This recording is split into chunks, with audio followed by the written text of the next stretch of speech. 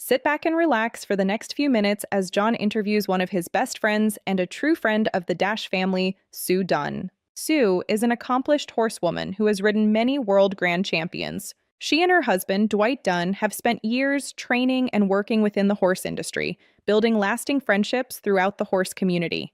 You're going to enjoy hearing her stories and experiences. So sit back and enjoy as John interviews his friend, Sue Dunn. Numbers moving. That's real important. Yeah, I have done. All right, I'm here with Sue Dunn. Her and Dwight, many of you know him, have been in the horse business for many, many years. And started when she was just a little tiny girl, a little young girl. I'm not sure if Dwight was how young he was, but you were young. I was young. You was young. Sue and Dwight are friends of Janice and I. We love them. Okay, they've come to our house, stayed there with us. They are people that we love. Sue is just, you know, we've loved her from the time we met her. She has got our heart. One reason because she's done so good with our horse, and somehow that you did. There's a way to people's hearts. That's true. Right there. You have to earn it. You have to earn it. There really is. Yeah. And Mr. Evolution showed today. I missed him, but I seen that he won. He won. They walked him by the barn to coo him out, and I acknowledged They him. love him, and I talked to him some about him. I'm gonna send some baby pictures. Don't you love it when a good horse finds a good home? Oh man, what you know he's had. A heart. I think about too. I think even with Amy and Bob when they had him, he's never had a hard day in his and life. they spent a lot of money. Yes. You know, take him, had to take care of, saved his life, and you know, done better than I would have. You know, I mean, I couldn't have done what they done. Right. They really did. Anyway, it's not about him; it's about Sue. Okay, Sue, as we shared, we've known her for a long time. Her and Dwight, and been real good to us. We're at the horse show. Okay, so they've just been really good to us. Sue, how many years what do you think in the horse business and showing horses and fooling with these horses? How long? I was born in it. I cannot remember a day without a horse in it. Right. But as far as the showing part, I was probably in the 8th grade before my parents would allow me to show on my own because I was always, you can't tell it now, but I was always super tiny. And I always wanted to ride the bigger horses, so they would never trust me. Right. But I was probably in the 8th grade before I actually competed in a horse show, but I rode all my life. Right. Started out on a donkey. Right. Rode my donkey, outgrew my donkey, went to a pony, outgrew him, got a quarter horse, had a buckskin quarter horse. Right. And then we had this horse called Rowdy, and he's no relation to any of the Rowdy blood that's now. He was just, and we bought him when he was 4, and I was 4, and he passed at 37. Golly. And we had him the whole time. Man alive. And my dad always worked the day shift in the coal mines, and if we were to ride him ourselves. I mean, ride on ourselves. But we were small. We couldn't saddle, so we rode bareback the whole time. Right. There were 5 of us kids. Right. And he worked in shifts. Rowdy worked in shifts. Right. When we would go for lunch, Rowdy got tied up to the porch, and whoever got done eating lunch first would slip off with the horse. Right. That's when I acquired the donkey. Right. And my donkey got attached to the horse. Right. And if they went off without me, he would try to drag me off on the corner of a house or anything because he was going to go find the horse. So that was my early years. But now, as far as my first competitive speed horse, I was probably 17, 18. My dad had a horse called Master Credit, and he showed him for years, won everywhere with him. We never did really come down here until later in the horse's life, but Daddy sort of just got bored with him and turned him out on the field. He had probably got about 12. We had bought him when he was 4, and he probably, if you're an animal lucky enough to come to my house as me, an owner or our family, you die there. So Daddy turned him out on the field when he was about 12, and me and Dwight had first started dating, and we were going to horse shows. Well, I didn't have a horse, so I went and got the horse out of the field, and we pretty much picked up where Daddy left off. We just went in every Saturday night local show around, and I didn't know that Daddy had told Dwight, if you get an offer on him, sell him. Well, and the horse was no good in the mud, and we went to a horse show in Stanton, Kentucky, and it rained. And I mean, when I say no good, he wouldn't get out of a show walk. And it rained while we were at the horse show, so I went to scratch him out of the class. And when I got back, there was a circle formed. My horse was off the trailer, and there was a circle formed around him. And I asked him, I said, what are you doing? And he said, they wanted to look at your horse. And I thought they were wanting to, how pretty they wanted to pet my horse. Right. And they threw out a price, and I just sort of looked at him and I grabbed my horse, put him on the trailer. I said, I'm sorry, he's for sale. And on the way home, Dwight said, you know, your dad told me to price that horse. I said, he didn't tell me, and I'm not selling him. But that was my first competitive horse. Mm-hmm. And then later on, we bought a horse that was really, really fast, but wouldn't really set his head, didn't. But the first time I showed in Alabama was on that horse, the one that was really fast but wouldn't set his head. And I don't remember the name of the class. I'm sure it was probably Flat Shot Speed, because at that time we didn't have a speed class every night due to the Speed Association. Right. But we rode in that class, and there were 22 in it. And we had a workout, and I got sixth. And I thought, I still have that ribbon is hung up in my laundry room. I still have it. But I told this story just today. It was so loud in there that you could feel them hollering through your body. Right. It was, I mean, you get chills. That's crazy. Thinking about it, you get chills. I love it. And from that point on, I guess my first paid customer horse was the Blue Bayou horse. Right. And they bought the Mr. Asa Wilson and Doc bought him. Mm-hmm. And they were in a transition of moving from Memphis to Mississippi. And when they were moving, I mean, they had a store to close down. So it took them years to get everything moved. So they just sent him home with me. He was basically mine. He didn't go home for like 4 years or 5. The only reason he went home was the year he got hurt in Alabama. And during that time, my sister Ramona, that's Shayna's mother, she meets Asa's son and Dot's son, and they get married. So Blue really brought, I mean, we got lifelong friends, and then we acquired family through it. Sort of how we did Mr. Evolution. We got lifelong friends and family from it. So Blue was my first paid customer horse, and from there I've had, gosh, there's so many to name. I hate to name them all and miss when somebody. You think about world champions. I mean, what? Yeah, no. How many world champions do you think you just world champions? Yeah. Well, until last night in the ladies' speed class, I'd won it like 12 or 13 times. Right. So that was the ladies' class. World Grands, I've won it with the Blue Bayou horse. Reserved many times on the Mr. Evolution. Won it with the Fleetwood Johnson's Cruise horse. Won it with the Steve Green and Jennifer's horse, Junior, they call him. I won the padded speed with Brad Johnson's Powder horse. And I know I'm leaving somebody out. Cruise won it twice. Blue won it once and then got hurt. Boy named Sue. And we basically gave him Chelsea Mead Acres. Well, we got him in on trade.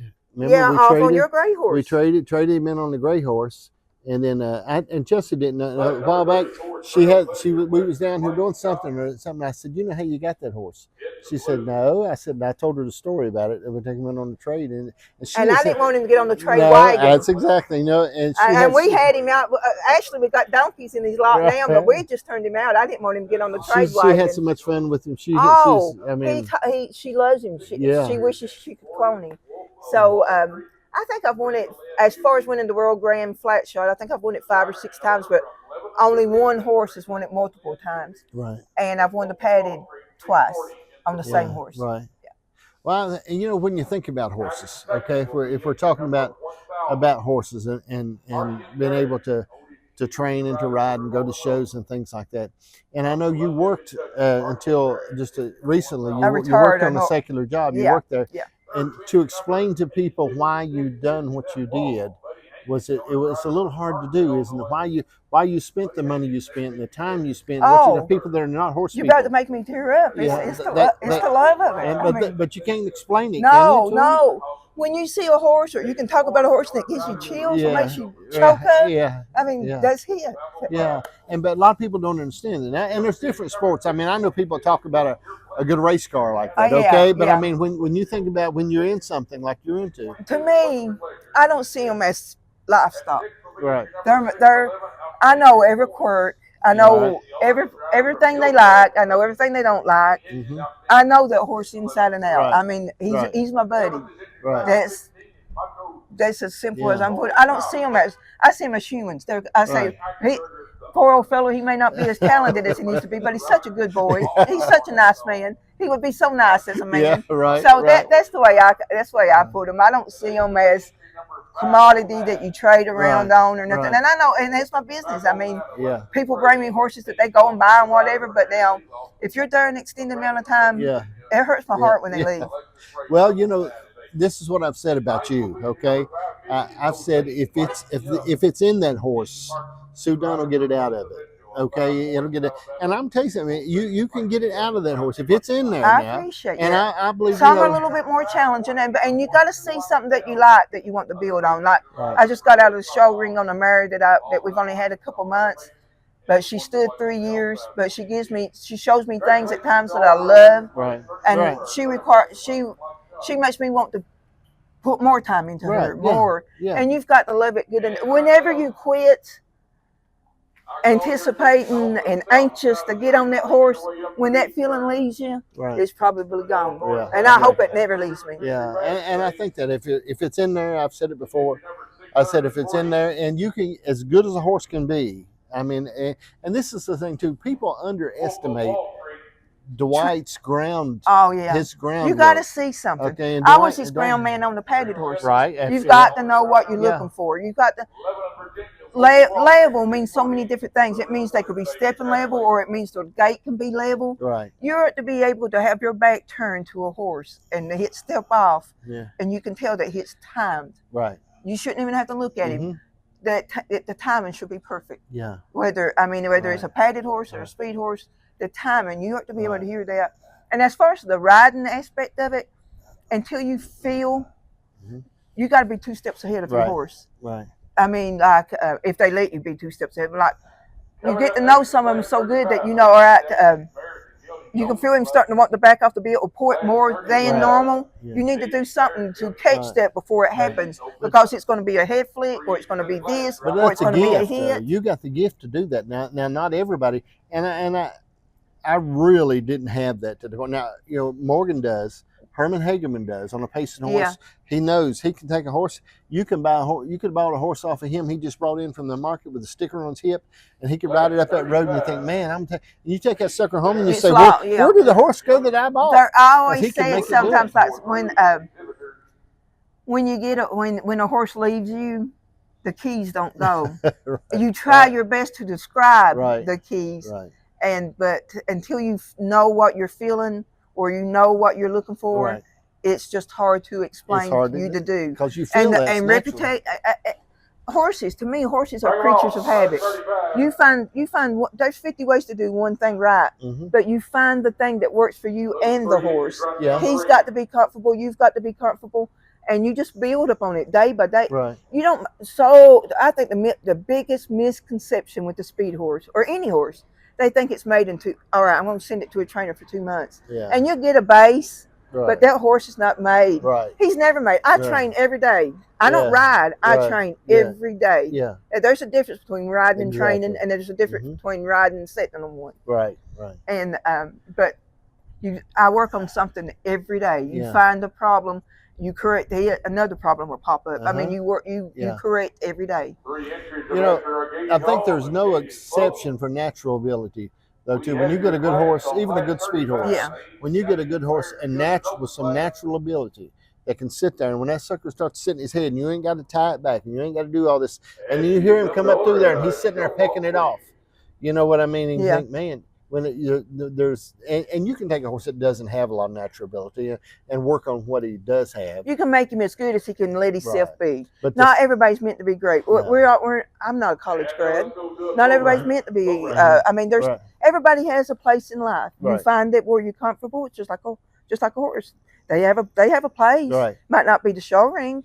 Might be being a pasture horse or a trail horse. That's as valuable to them as him going around the circle. To me, I mean, everybody's got to have their love for it. I mean, you can't, like having a kid, you can't force your love on them to want to get out here. And I forget there's other things in life than showing a horse. I mean, I mean, it's like Shayna, she takes Otis to a ball game or to play games, and I think, you know, that's strange. Yeah, I mean, about it, you just forget there's an outside world. Yeah, you know, I think. When we talk about growing up, you know, like you're sharing with it, and I can remember, you know, we would go to the barn every evening, You know, We come laid in, we at go the to the barn, and then we would go up on the hill. There was an old beer joint up on the hill up there, and I used to go up and I'd get a carton of Pepsis and get crackers, and we call them nabs. We get nabs and bring them all down to the barn. We'd eat, you know, and ride horses and clean. It'd always be dark, and we'd get ready to go home. Yeah. And it's just, it was crazy. Yeah, time I'm here, I promise you, the only time I leave is to go to bed. Right. There's no, and somebody told me a while ago, they said, I was wondering if you're this year, I've not seen you. I said, that's what I hate about it being here. I love this location and everything, but they've condensed it to 5 days. Right. I can't get out and socialize. I'm working every day, so, but I don't show tonight, so I'll be the social butterfly. Good. Well, again, all right, if we're talking about things, okay, if we're going to talk about advice, okay, if you had to give someone advice that really wants to get into showing horses, I mean, wants to be able to show. Don't expect the instant gratification. You've got to work for it. I showed at the celebration, I bet you 5 or 6 years before I got a color of a ribbon that I recognized. Right. I mean, you just got, it's not a quick turnaround. Right. It's hard work shows. And that's my advice. Don't get discouraged because it doesn't happen early. Just you got to work at it. It's like anything, it's worth the wait. It's hard to set your expectations high though and not be disappointed. I'm not saying you're gonna be, but I mean it's hard. Yeah. You know. But instead of getting mad and blaming other people for winning, work harder. Beat them. Yeah. Make them beat you. Yeah. I've always said I'm gonna give out a. I know what you're saying. I know what you're going to say. Until you knock him out, there's a world champion boxer, Mike Tyson with Muhammad Ali. Did they get beat by points? No. And to beat them, you had to knock them out. Right. And you've got, and same thing with a horse. It's like back in the day, I chased Highway to Hell so many days. I mean, all I could see was, I knew what his tail looked like pretty good. But him and Hot Patch, I was back in I was reserved to them 2 horses for so long. Yeah. But instead of getting mad and hating them horses, I respected them horses. Kept going. I'm big enough to admit that there's a good horse out there. Yeah. Just because he beats me over and over and over, don't make me hate that horse. Man, that's a good horse. Yeah. And if you're open-minded enough and not, your vision doesn't get blurred by me, you can see the bigger picture. Hey, that horse that beat me is a pretty nice horse. Right. Maybe I wasn't where I needed to be. Yeah. All right. Let's discuss something that's a little off topic. Let's talk about money and talk about finances. Now listen, you worked on a job for years, okay? You and Dwight have a nice place to live. I've never seen you standing with your hand out hungry. I mean, you've been out there. So there's some things in your mind when you talk about being able to be financially stable in your life, not just in your marriage, but in your life. There's things that you do. When we talk about advice that you could give people to be financially stable in their life. Again, I'm not talking about being rich. I'm just being stable. Oh, the working man's never going to be rich. Right. We can be comfortable, but these cold, rainy days, oh my, this bed feels so good. I don't think I'm going to get out today. Right. Those days do not make you money, and those days don't get you ahead in life. You get out of that bed and you go to work. That's my. I mean, you just work. Even with the horses, everything revolves around work. Yeah. I don't care if it's your life, your job, at work, at my retirement job. I had customers that wanted to see me because they knew I'd get the job done for them. Yeah. I would go the extra step. Yeah. So my daddy, I can't talk about daddy without crying. All right, I understand. But hard work. That's exactly, And I think half the battle is, people work for me. I always tell them half the battle is just show up. First thing is show up. That's what I'm saying. I'm not saying that these cold, rainy, snowy days. I would love to stay in the house. Yeah. But you know what? The electric's going to get cut off. It's not going to be as warm as it was, but that electric's off. So you get out and hustle and make that payment. But I was privileged. I hate to think that I was ever entitled, but now with the property that my house and barn sits on, my dad gave to me, and that's a huge dad and mom. Without mom and dad, I would be. But they didn't. But it wasn't a handout; it was help up. Okay? Yeah. I mean, and I never, with my children, I never minded. There's 2 things I always told them. I said, first thing is, I don't mind helping you as long as you're not a smart aleck or a hind end. Now, if you're a hind end to me, I'm gonna still love you, but I'm gonna keep my money in my pocket. If I was sitting here right now and I was being smart to somebody, or my dad could give me a look, And Yeah. I'd shut up. I'd shut up. I knew I'd never step my bounds. Respect. Yeah, I think when you think about that in our life, one of the things that we're born with it, and I believe that your blood is so important. It's like in a horse, man. That's why we got horse papers and things like that. We look at the heritage. When you think back in your family, Oh, I yeah. mean, what was Yeah. put in you, and Yeah. it's not just things And they you told got to you, have it's enough in you. respect about you that you. I wanted to work hard because it was a reflection on Daddy. Exactly. You can't believe people come in the office. Oh, I knew your dad. He was such a hard worker. Right. I took pride in it. See, ain't that great? I mean, I think about, when my dad passed away, even 2 years ago, and people, I know he's missed all over the town that we were in. Every day he would get up and go to town, and I think about it, and that's important heritage.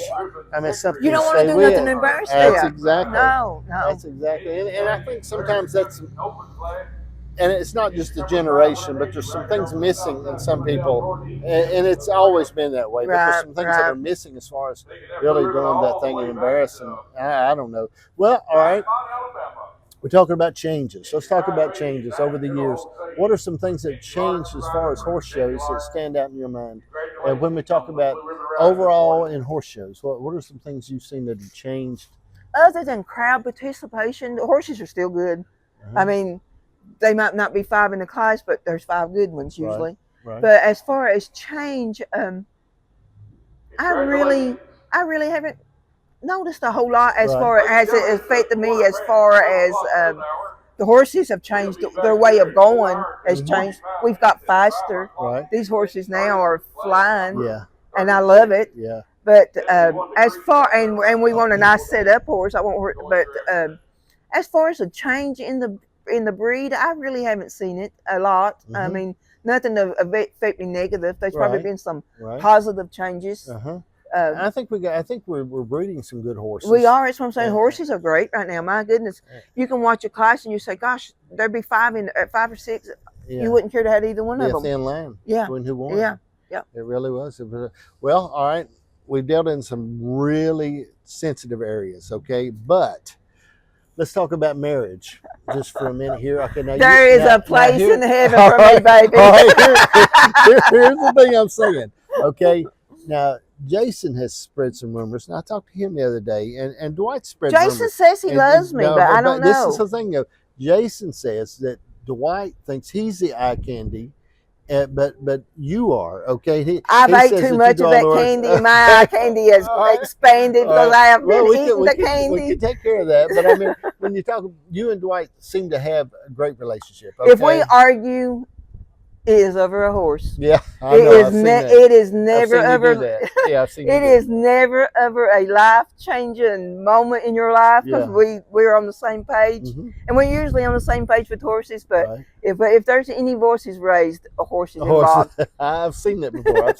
I've seen him. But that's just wanting to be better. Dwight's very emotional. Oh, Dwight's more emotional than me. I watch him. Dwight's a lot more emotional I watched him than when me. you would show Evolution. Sometimes he wouldn't even come up to the ring. No, he said, "No, I can't take it. I just can't take it." He gets so nervous. He gets so nervous. He does.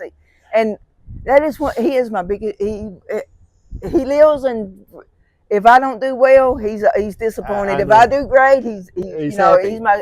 I watch him. I have got a really good sport group.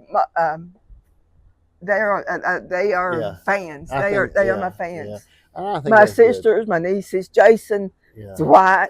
I mean, I have got some really good fans. Well, so we dealt with marriage just a little bit. You didn't give me a lot of good advice there of things to do, but anyway. Well, I have a happy marriage. I don't have any experiences. What I want to know is how you keep it happy. I don't know. I don't know. I guess it must do. It must do. I try to cook good for him. He likes to eat well. All right, now let's talk about that then. Okay, see, I believe cooking is a sign of affection. I agree. And I stress that with a lot of people too. I said, now going through McDonald's and ordering a number 2 is not a sign of affection. Well, Dwight thinks that's a treat for me because seriously, like if we're out working late at the barn or something, instead of me having to go home to cook, he said, "Where you want to go tonight?" Right. Yeah.